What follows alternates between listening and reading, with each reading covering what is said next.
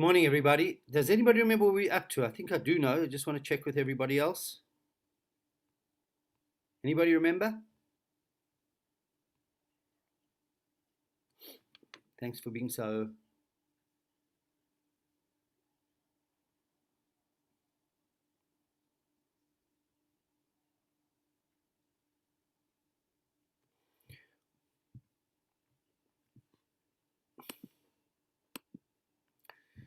Morning, everybody. We're going to start.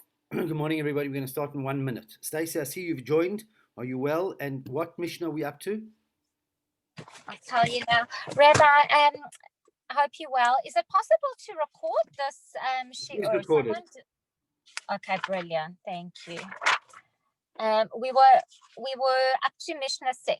We've done that. Okay, so Mishnah good. 7. Okay. Give it 1 more minute for people to join.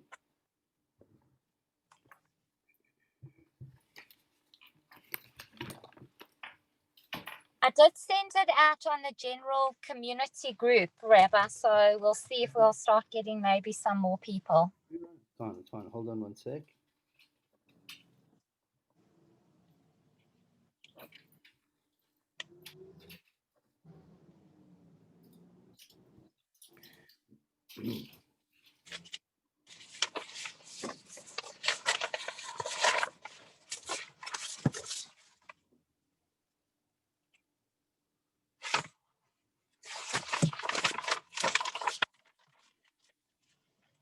Okay, let's start. If you look at the Mishnah that started before, if you look at, guys, if I'm not clear, please ask. Yeshua ben Parachi said as follows. Yeshua ben Parachi, I mean, just so good. He said, Asalecha Rav, you have to have a mentor in life. A mentor is somebody who's above you. He's got wisdom. He's wise. He can see the bigger picture. He understands you, because we always like to market ourselves to the world. And we sometimes cover our own faults and things. And we sometimes talk nonsense to ourselves to take the easier way out. A mentor can help you do that. How many people, I'm not judging, but how many people have emigrated for the wrong reason? They think they're going to run away from their own problems, or a person's going in a job and they have to leave, and why are they really leaving? They're sometimes running away from themselves. A mentor is somebody who helps you not run away from yourself, but rather accept the challenges and opportunities that come your way. You have to acquire a friend. You have to invest in a friend. Friendship is not easy. It takes a lot. You've got to continuously invest. Birthday presents, invite them out, etc., etc. And eventually, there's a lovely line in the Torah that just as water or a mirror reflects my face to your face, so to the way I'm thinking about somebody else reflects, it'll mirror them. They'll also start changing to me. So if you find that everybody around you is fighting with you, maybe the reason why people are nasty to you is because maybe in your heart you're nasty to them. By the way, just to digress for a minute, if a person wants to fall in love with God, a person just has to meditate on the following. That, can you imagine if that principle works with two people, that if my heart feels good about somebody else, eventually the other person's heart will pick it up via Bluetooth and they will feel good towards me. How much more so, even if I've got a cold heart and even if I'm a low sort of person, if a king comes to town and says, hey, I want that lowly person. I want to take him out of the dung. I want him to come with me to my inner chamber of my palace. I want to hug him, embrace him, and bestow upon him the biggest riches. Can you imagine? Even if that lowly person has a heart of stone, it would melt in absolute appreciation and in love for the king. Now, I want you to think about it. Every single time when we get up in the morning, we have to know that Hashem chose each and every one of us. That's what we say in our davening. Asher bocha bani mikol ha'amim. God chose us. We were in the depths of Egypt. We were in the impurity of Egypt. 1 in 50,000 in the world are Jewish. 1 in 50,000 in the world are Jewish. And yet God has come to us. The relationship that a Jew has with God is unbelievable. And even if we have a heart of stone, it should melt. So God has made us our friend. He's made us his friend. So number one, get back to the simple meaning. That if you have a mentor and a teacher who's able to see the bigger picture and doesn't allow you to run away and cop out of things, if you have a friend that you can learn from the friend's ways, because a well-maintained friend, a friend who has good characteristics, a friend who's not got issues, just a lack of friend, that you can dump things on him and you can share experiences with him. As the Gemara says, when you get rid of an issue from your heart, you feel better. And if you can judge for people favorably, you've got your life worked out. And as I said last week, judging people favorably, what does it mean? It's good for you and good for the person. Why? Because if you keep judging people negatively, all that happens to you is your mind becomes dark. Your mind becomes miserable. How many people are walking around? They can never walk out of kosher world. They can never walk out of a shul service. They can never walk out of a simcha saying, gee, it was good. They had to find something negative. And if they hear something about someone else, they immediately jump to negative. Who's really suffering? The person who's thinking bad is suffering. And then we said on the other level, the reason why it's important to judge favorably, because it also helps the other person. The person you're judging, always bring out the good in another person. And you'll be surprised, by the way, when you focus in on the good of another person, when you find the special thing that that person has to offer, all of a sudden you bring out the good. And that's why I told you the story with the copper coin that the Alter Rebbe accepted and it changed the person's life. Make people feel good. Make people feel good. I don't know if I told you last week, but a very wealthy person who passed away recently once told me, he came from Germiston, and he said him and his father were very, very poor. And there was once a community meeting in Germiston, and his father came in, and his father was caring, walked to the front of the shul, and the gabbai told him, go to the back. Go to the back, because we judge people here by wealth. He didn't say that openly, but that's what it was. He said his father never, ever recovered. But conversely, if you bring out the good within somebody, if you appreciate everybody for who they are and what they have to offer, unbelievable. If you go back to the second mission, it says that the world stands on 3 pillars. Torah, Avodah, and Gemilus Chasodim. So think about it. There are some people, a select few, who learn Torah the whole day. They bring godliness into this world. Then you have other people who, they don't learn Torah the whole day, but they're in shul 3 times a day to pray. So they're lifting the world up. But then you have those people who are forced to travel for business all over the world doing acts of goodness and kindness. So who does more? Obviously, the person who's traveling all over the world, bringing godly values to the world whereby divine providence God has sent them. And if we live like that, by the way, if we live with divine providence, that where I am, that's where I have to be, and I think I'm going on holiday to Plato, I think I'm going there, there's a much deeper reason. Along the way, I'll meet somebody who needs a bit of an upliftment, and that's why I challenge everybody who's on the share.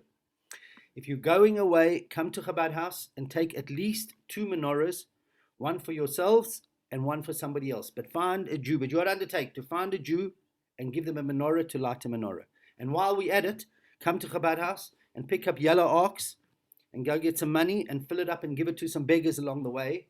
And give it to some beggars along the way. Or just let's find people and uplift them. That's what it means. That's what all this means. Okay. Let's go to Mishnah 8. Mishnah 7. That's where we're up to. Is that correct? Okay. Nitar Bailey, he was the colleague of Yeshua ben Parachia. Yeshua ben Parachia was the head of the community. Nitar Bailey was the person who was in charge of the Beth Din. Now, what was his credo?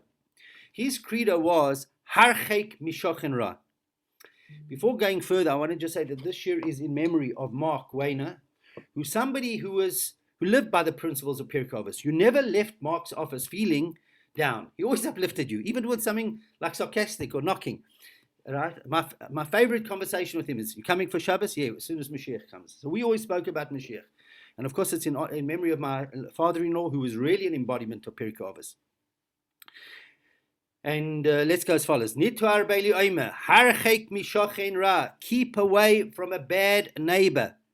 So why does he say keep away from a bad neighbor? Because he doesn't want you to be naive. If you remember the last line of Yeshua ben Parachia said, judge people favorably. If I judge people favorably, I could become naive. What does it mean I could become naive? Then everybody's good. He says, no. Judge people favorably means, but if you know that there's somebody absolutely negative, and you know it, not because you heard about it, but you know it, then you got to keep away from him. And particularly if it's a neighbor. Why a neighbor? Because, so when Yeshua ben Parachia said, judge people favorably, Nitar Bailey is saying, don't be naive though. And if there's somebody bad, you'll see, if there's somebody bad, you've got to help them, but you don't allow them to become your neighbor. What is a neighbor? Now, people who live in Glen Hazel or in Santon don't really, or maybe some places in Glen Hazel you do, but if you live in Bnei Brak or Meir Shorim or Crown Heights, or even places in Golders Green, people live on top of each other. Not only do people live on top of each other because they don't have fences, they generally live in flats, and a neighbor can come at any time of day. If you have a bad neighbor, do not be naive, Nitar Bailey is saying. Judge people favorably. But if you have a bad neighbor has access to your house almost 24 hours a day, 7 days a week. Because they can come in, I'm just here to get a sugar. I'm just here to get some tea.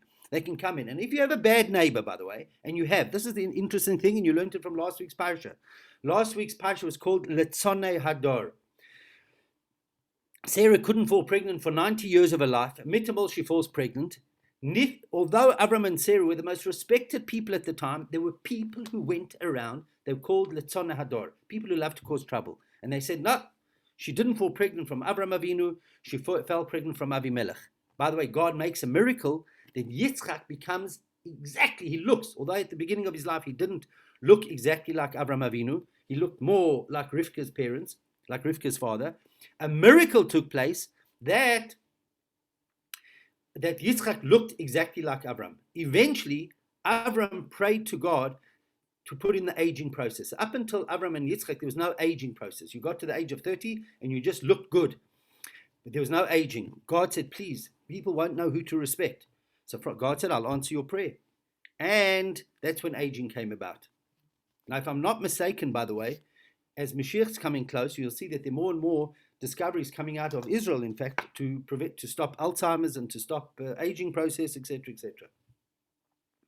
Now, Nitar Bailey says, as much as you can't be naive, as much as you got to judge people good, if you have somebody who's bad, and this neighbor has access to your house, and if she or he's a letzonei hador, a nasty person, and you have to know that you have nasty people, judge them favorably, because their father was nasty, because their mother beat them up, because they were abused, because they went through this, for whatever reason, you can judge them favorably, but the truth of the matter is they're downpulling. Have you ever sat with people, there's like an acid test. If every single time you call somebody, you get off the phone and you feel heavier because of it, that person's brought you down. You want, when you sit with somebody, you walk away from the discussion feeling a bit more lacquer. But if this is a bad neighbor, she or he can come in and just say nasty things like, where's your wife now? Why isn't she home? Or where's your husband? Gee, most husbands are home now. And slowly but surely, she can plant seeds about your husband, about your in-laws, about your kids, about your grandchildren. She can just plant seeds, and they know how to do it. And that's what he says, keep away from a bad neighbor, because a bad neighbor who has access to your place can do more destruction than you can imagine. Today, there's a new type of neighbor. It's not the neighbor who lives next door. It's the neighbor called the internet, the iPad.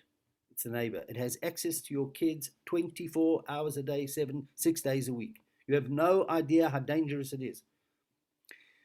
We had a psychologist speaking to us last week on one of our Zooms, and he said that the average northern suburbs South African child spends more than 7 hours a day after school on the internet. And he said you can't even tell parents because parents are in denial. Now, I want to ask you something. That neighbor can be so destructive. You have a kid of 5 who finds a war game, a Hitler war game, and starts playing with the Hitler war game, and mit the mall sees body parts being shot apart, and this and that and the other. A non-Jewish man called me. He runs a business school. He called me and he said, please, Rabbi, I need some help. My kid, we're not Jewish people, my kid was playing on a World War II game, and somehow it was with Hitler, and my son started to say, hey, let's kill the Jews, let's kill the Jews. He got into trouble at school, and now a rabbi has to speak to him. I want you to understand how dangerous that neighbor is. And if parents don't have the sensitivity to put guards on that neighbor, you have no idea what we can be doing to a generation. I think in one of the earlier shurim I told you that when I was at school, there was a doctor by the name of Dr. Spock. He wrote a Bible, a medical Bible for mothers. Every Jewish woman throughout the world had one of these Bibles, Jew and non-Jew. He told you it was like the Google of the day. But apparently, he also wrote a book on psychology, and his book on psychology was Let the Kid Do Whatever the Kid Wanted. And they blamed him for destroying a generation of American kids. So if there's one thing that we have to take from this shir today, if there's one thing that we have to take, is are we watching that neighbor very carefully, because the nervousness, the distraction, the vices that a kid can have access to because of this neighbor called the internet has to be watched. It doesn't mean you can't have an internet, but you've got to watch it. Okay. So keep away from a bad neighbor, because when the bad neighbor comes into your house and causes tzoros, it can pull down your entire family. And not only that, and they can be there when you're not there. Now look at the next wording that it uses. Val tischabe lerosha. Do not connect yourself to a rosha. So why doesn't it say keep away from a rosha? When it comes to a bad neighbor, it says keep away. When it comes to a Rosha, it says don't connect. Because this is the most amazing thing in life. Our souls descend into this world. There are two purposes of the soul descending into the world. One purpose is to better ourselves. And every single time we have a negative thought, whether it be an anger, a lust, a hatred, a jealousy, and we subdue it, we create the most amazing light. So the biggest gift that God gives us, He gives us weaknesses. Because every single time we subdue it, we're creating a godly light that is our light. That becomes our heaven. And every single time we do a mitzvah, we push ourselves, we bring godliness into this world. By the way, the main characters of this week's parsha are Yitzchak. Ayla told us is Yitzchak. Is Jacob and Esav. Now, on a spiritual level, on a simple level, when we learn about Jacob and Esav, we're learning about biblical characters that lived 3,500 years ago. But on a deeper level, on a more personal level, the Torah says that every single biblical character that's found in the Bible, that's found in the Torah, is actually found within our own life experience. There's an Esav within us, and there is a Jacob within us. Esav is our animal soul. It's that part of us that wants to hunt. It's that part of us that wants to be naughty. It's that part of us that has weaknesses. And if you grow the weaknesses, they'll get better. They'll get stronger. And then we have a Yaakov. And Yaakov and Esav are continuously going to fight. And you have to understand that you have a bad one within you. You have a bad one within you. You're living with an Esav and Yaakov. And life has to be struggle. I think I mentioned it last week. Life has to be struggle. So what does it say over here? When you meet a wicked person, don't run away from him, but don't connect to him. Don't connect to him. In other words, but you've got to help him. Because every single thing in life is by divine providence. And if God made me meet this Rasha, I can help him. I can uplift him. I can better him. But I mustn't learn from his ways. Okay? And that's what it means, Valtis Chaber. You know where you see a similar concept? We sit at the table, and there are four symbolic children that come to every Seder. The wise son, the wicked son, the simple son, and the son that doesn't know how to ask any questions. And the question is, why does the wicked son, who is so wicked and so knocking, why does he sit next to the tzaddik, next to the wise son? Surely he should sit last. And commentary says, no. When you see somebody wicked, it's only external that they're wicked. We all do naughty things, but we justify it. Deep down, you have a crying soul. When you see somebody behaving badly, however, pushing people away, being nasty to people, being horrible to people, lashon, they've got their own issues. Right? So why did God make you meet them? In order for you to help him. And that's why the wicked son in the Seder sits after the wise son. Because what's the definition of wise? He's not only wise in human relationships, he's wise in knowledge, he's wise, he understands people. He's able to bring the good out of the Rasha. And that's why it says, don't connect, but help him. But help him. You got to help everybody around you. And sometimes, by the way, the only way you can help somebody is by distancing yourself. That's true, but at least it's thought through. At least it's thought through. So you can, of course, it doesn't mean you have to run away from the Rasha. You have to help him. But from a wicked neighbor, don't let him in your house at 8 o'clock for sugar if they're giving you tzoros. And now the Mishnah has quite a hard line which can be taught in two different ways. Val tisyoish min haperonios. Do not give up during what seems to be punishments. Now, what does that mean? I'm living on the straight and narrow. I'm not the bad neighbor. I'm not the wicked person. I'm doing things right. I get up in the morning, I daven, I learn, I do everything that I have to do, and yet I'm going through a hard time. I can't remember how the song went, but there was a song years ago. Good little girls go to heaven, naughty little girls go to Las Vegas and Atlantic City, etc., etc. I'm the good thinker here. I'm doing everything right, and I'm having the hard time. And here, the guys who are stealing and cheating, they're going on fancy cruises. Something's wrong over here.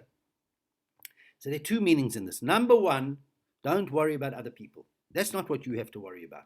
God will take care of who God has to take care of. Maybe there's something you don't know about those people, but don't look at other people. And if you're going through a hard time, here are the key words. Don't give up on that hard time, because commensurate to the dark will be the day. After every night comes a day. And sometimes commensurate to the darkness of the night will be the brightness of the day. But so many times in life, when we're going through the darkness, we get so negative, we want to give up. He says, don't give up. The day will come. And sometimes the biggest gift can be the darkness. I don't know if I remembered, because I'm going a little bit over bottled. I don't know if I said it last week. But if you look at the story of Joseph, Joseph was born into a family. He lost his mother young, so he was orphaned. That had to have given him a little bit of a chip on his shoulder. His brother sent him, he's 17 years of age, his father sent him to meet his brothers. His father knows full well that his brothers hate him, and his brothers sell him into slavery, and he lands up in Egypt. Now, when Joseph thinks through the story, he doesn't speak to his father for 21 years because he wasn't sure if his father was part of the plot. Because why did his father send him there?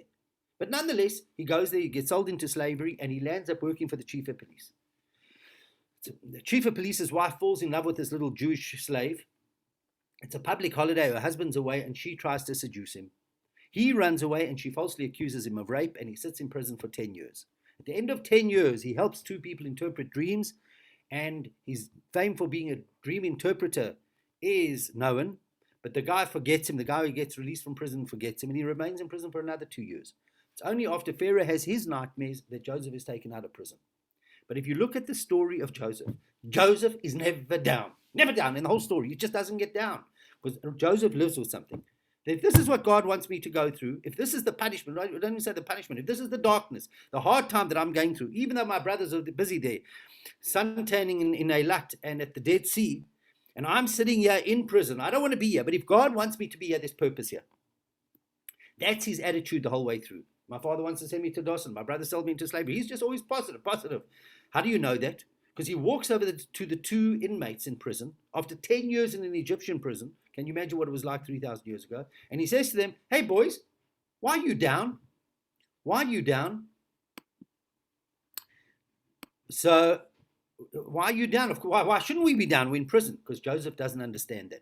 Joseph lives with this principle. Don't give up on seeing the punishments around you. Don't give up. And ultimately becomes the prime minister of the land of Egypt. Now, there's some people who are born into, I'm going to use wealth as an example. There's some people who are born into super wealthy families, and Baruch Hashem, they got it. Other people have to make it themselves. You don't give up. There's a lovely line in the Gemara. Ein echad nogeya panasa shel chaveira. Nobody can take away from what God wants you to have. So you see a wicked person who's stolen money from you, and they're busy now having a jaw and taking all your money. We come back to this prison. We come back to this position. Don't give up when you see paronias, when you see punishments, when you're going through a hard time and they're going through a time. No, that person couldn't have taken away anything that God wanted you to have. That's number one. So don't worry about them, and the marketplace will eventually sort them out. And number 2, but eventually everything will be given back to you. That becomes the principle of how to live life. Now, so if you take this now, and we don't flirt with this teaching, but we make a point now that I'm going to keep away from a bad neighbor. And a bad neighbor, by the way, can also be a telephone call, because there's certain people who have access to, they can phone you and dray you in a cop and just bring you down. You can be respectful for them, but don't allow it all the time. Number 2, don't connect to a wicked person, uplift the wicked person. And number 3, don't give up in punishments. Even if you're going through a hard time, eventually you'll get out of it. Because commensurate to the darkness will be the day. And sometimes you grow the most in darkness. Okay. Now we're going to learn about this mission is primarily aimed at judges.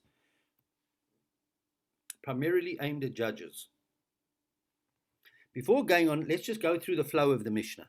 First of all, we had the 5-step, let's go to Mishnah number 1. We had the 5-step program of how to change your life. You need humility, you need diligence, you need to always see the bigger picture, you need to be able to see the unintended consequence, and you need to make a difference in life. That was number 1. Then came the second Mishnah and gave us, Shimon HaTzadik gave us the 3 pillars to live life on.